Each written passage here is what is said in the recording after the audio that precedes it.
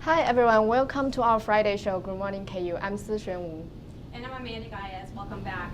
Let's get straight into discussion. Now, I kind of want to talk about the Monday mass shooting that took place in Washington, D.C. in the New Yard. It actually stirred up discussion in regards to gun control.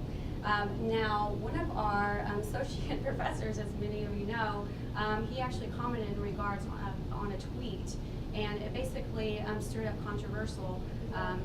And so, yeah, that's basically what happened. Now, what I believe is that everybody should have freedom of speech. And in my opinion, that what he was saying, people misinterpreted that, you know, and so, I mean, that's what I think. Yeah, and I also believe in the freedom of speech as well, but I feel like the journalism Dean Ambriel made a very good point, and she said the privilege to express your controversial opinions must be balanced with the rights of others. Starbucks also spoke about the gun issue in their stores. Howard Schultz, Starbucks chief executive, said in an interview, "I do not think most of the people expect to see someone walking into a Starbucks with a gun. We are not anti or pro-gun, but we do not believe guns should be part of the Starbucks experience." And I just want to enjoy my coffee, and I don't want to spend time worrying about someone that is basically in the store armed, you know? Yeah, I totally agree with you. I really want to enjoy coffee instead of like worrying about the guns. And all right, let's talk about KU now. KU and the University of Kentucky are having a recruiting battle for Kelly Oubre from Henderson, Nevada. Oh, yeah, and Oubre was ranked number 12 nationally in the class of 2014 by Rivals.com. Aubre's dad said KU and UK are front runners, and they are neck to neck. Oubre will attend KU's late night in the fog on October 4th, and Kentucky's Big Blue Madness on October 18th. So he has yet to set up any other visits. Yeah, and we really hope that KU can recruit this guy because he's really awesome. Yeah, I agree. And also, as many people of you know, there's a lot of, the iPhone just came out, and there's a lot of people lined up at Apple just to get a hold of the iPhone. Now, it looks like you can send your old iOS device, Mac or the Apple, or visit the Apple Store, and its company will give you a free gift card if you purchase a new Apple product. The amount of money you get depends on a product and the condition.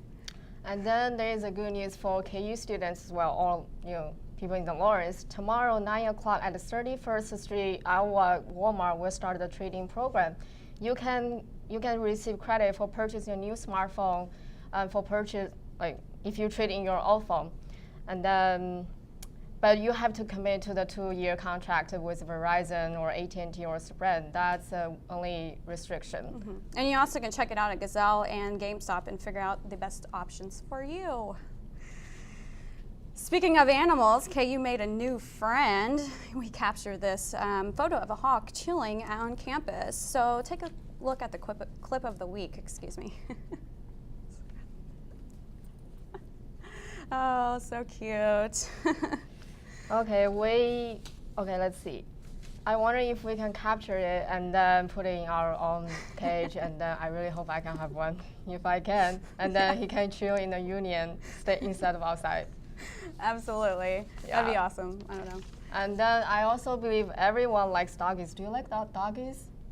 Dogs, yeah, I do. Okay. I know someone likes to spend like $1,000 to buy a like pure breed dog, and someone just like to adopt a free dog. And Really? then let's have Coral Lu explain more about this.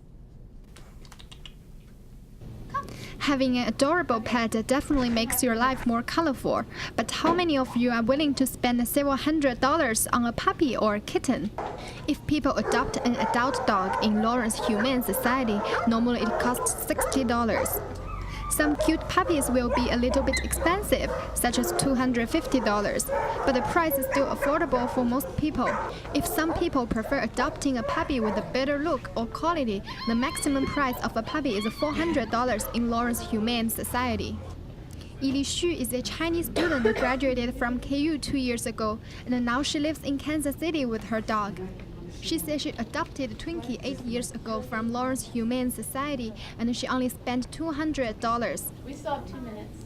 Although Twinkie was homeless, she's a pure American Cocker Spaniel. I just went by there and I found Twinkie, and he was like very lonely and feels like he needs attention, so I just got him. However, it is quite hard for people to get a pure breed puppy with a cheap price, such as this Samoyed. A KU international student Conan Chen purchased his Samoyed puppy Sissy all the way from Wichita, Kansas 2 years ago. I purchased Sissy for $1,600. I really like the Samoyed breed, so I personally prefer to have a Samoyed breed. But for other people, they might just adopt one. They don't care about the specific breed. They just want to give the dog a home. Conan said he understood why Sissy's breeder set the price very high because Sissy's father is the Samoyed champion in America, which means Sissy is a champion-like dog as well. Jen Tuston, a professional Basenji, Portuguese Perdango, and a Cardigan Welsh Corgi breeder, give us an explanation. Really shouldn't be a lot different. And as far as I'm concerned, there's no difference between show quality and breeding quality. If it's not show quality, it's not breeding quality. To me, between a pet and show is probably a few $100s because I want them to spend the money. If it's a show quality dog, I want them to go out and show the dog, and that costs a lot of money. So I'm not real interested in jacking the price up, as they say. Adopting an animal with less money is actually saving another animal's life and placing him in a better home. For dog breeders, selling their puppies to a good family is also taking responsibilities to their dogs. Making sure that if you place them, that you place them in a home where they're going to be well cared for, they're going to be valued. It's very important to me that these dogs get excellent care. Adopting a pet and buying a pure breed pet do not have huge differences as long as the dogs are receiving the best care from their owners. Korolu, Kansas Media. Hi, I'm Jay Daniels, and this is Kathy Rose-Mockry, our guest for today. Thank you so much for joining us. Thank you, Jade. Glad to be here. Kathy is with the Emily Taylor Center for Women and Gender Equity here at KU. She's going to tell us a little bit about the center, its mission, and its purpose here at KU. Well, Jade, one of the things that people may not realize is gender is really critical and central for all students.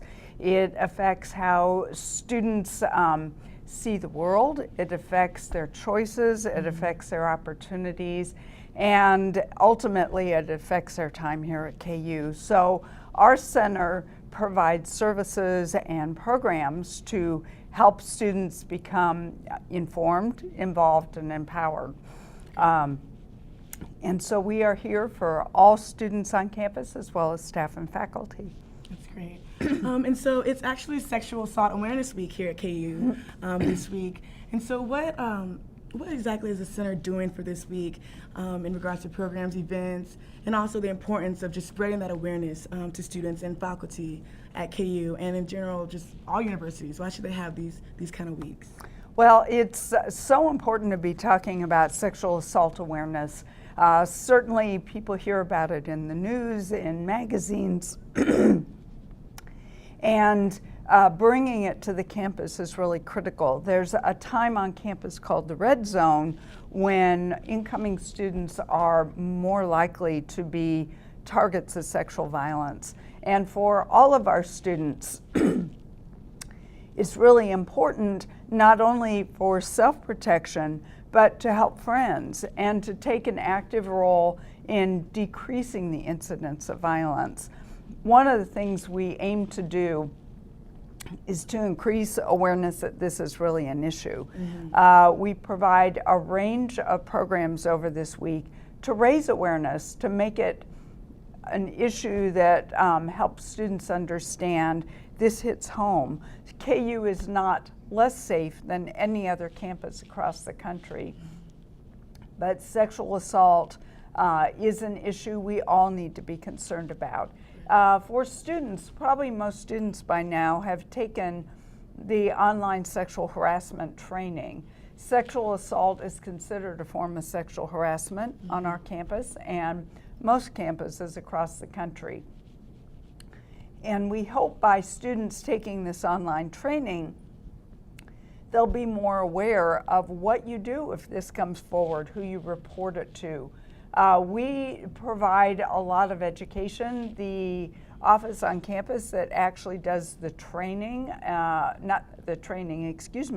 who does the investigation and the grievance procedures are IOA, Office of Institutional Opportunity and Access. It's an important goal of our center to get the word out this week. In addition, we have important campus partners, Gadugi Safe Center and Willow Domestic Violence Center addresses domestic violence, which can or cannot be associated with sexual assault. They overlap sometimes. What we have done over the week, we had a trivia night at one of the bars because it's important we bring in people to say alcohol is sometimes connected to these issues, and let's make it fun and engaging while highlighting an important issue. We had a candlelight vigil. We had a program called Blurred Lines on the video, probably most people, the Robin Thicke video, most people are probably familiar with. Last night was Kristen's story. We had over 600 people come to hear about a student who was sexually assaulted, who was on the Baker campus. That's great. Well, thank you so much for joining us. If you guys want to get more involved or more informed about the Emily Taylor Center, you can come to the Student Involvement Center here at the Union and pick up this pamphlet and talk to Kathy. Thank you so much for joining us. We'll be back with more news. Thank you. If I had a superpower, what would it be? The ability to make things levitate. The ability to read other people's minds. To be able to hold my breath underwater for a long time. I would talk to the animals. I could turn water into snow. Or you could just give blood.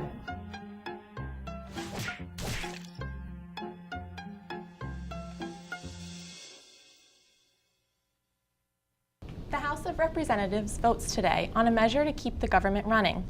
A new spending bill must be passed by September 30th, or the government will run out of funding.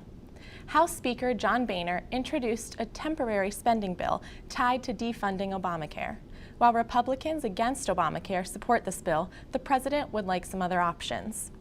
Last night, gunmen opened fire at a park on Chicago's South Side, injuring 13 people, including a 3-year-old boy. Police said the shooting appeared to be gang-related. No arrests have been made.